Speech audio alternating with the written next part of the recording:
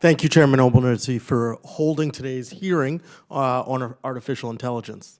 Last August, I had held a roundtable on AI back in my district at Smithfield High School on the first day back from summer break. And my visit to Smithfield made it clear to me that educators and students are using AI inside and outside the classroom in our community at a far more accelerated rate than I had previously known. And therein lies an opportunity. Nurturing the next generation's desire to learn is key to beating China in the AI innovation race.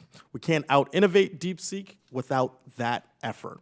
And since 2018, China has established, remarkably, over 2,000 undergraduate AI programs at more than 300 universities. We need to keep up, and frankly, I think we need to start earlier. That's why last Congress, I joined Congressman Kaine in introducing the bipartisan LIFT AI Act, legislation that would direct the National Science Foundation to develop AI literacy curriculum for K-12 students. I'm proud our bill that was reported out of this committee last year. And so my first question is for Mr. Fist. China's making substantial investments in AI education, as I noted, and my question for you is how are these investments having an impact on AI innovation in China? And additionally, what can we do here in the United States to ensure that our domestic workforce, but also pipeline, starts where we need it to so we can compete? Yeah, thank you for the question. We've talked today a little bit about sort of China's massive programs to build up its STEM workforce, very ambitious investments, which my colleague Greg mentioned. This is an area of expertise for me personally in the United States. What we have done work on is how do we attract superstar talent from overseas as well? So, this is really America's superpower, is being able to bring the best in the world here. If you look at numbers on the Forbes AI Top 50, so top 50 startups in the United States from last year, 70% of those, 70%, had at least one immigrant co-founder. So I think finding ways to attract and retain top superstar talent needs to be a complement to education activities. Thank you for that. And look, I think you've heard it from some of my colleagues already, but what we've seen out of the Trump administration thus far seems to be rolling in the opposite direction, right? The cancellation of STEM research grants to fund AI training, the chilling effect for international students, the same folks who we're trying to attract in STEM by deporting folks on a whim and casting away guidance to stop our AI models from perpetuating racial bias. These are things that aren't helpful.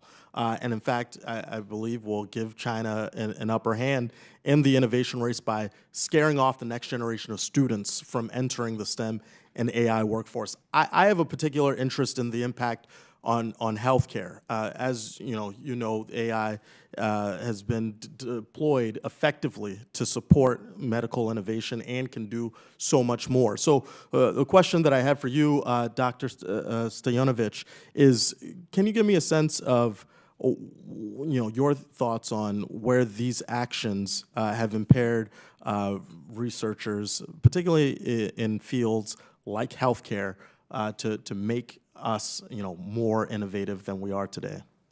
Thank you for this question. And also, if I may, I want to add to the point that Mr. Fist made about attracting superstars. Mm-hmm. We shouldn't focus just on attracting superstars.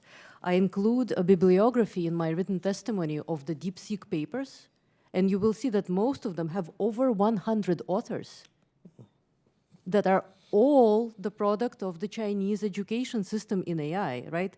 So let's not forget that we're now in a place where no single person, no matter how brilliant, can build the system from the beginning to the end, right? We actually need all hands on deck here. And that's why public literacy, embedding AI literacy into K through 12 is as important as ever, if not more important. So regarding the impacts on healthcare, indeed, we're seeing lots and lots of use cases that are making their way into clinical practice even, of AI, including also large language models.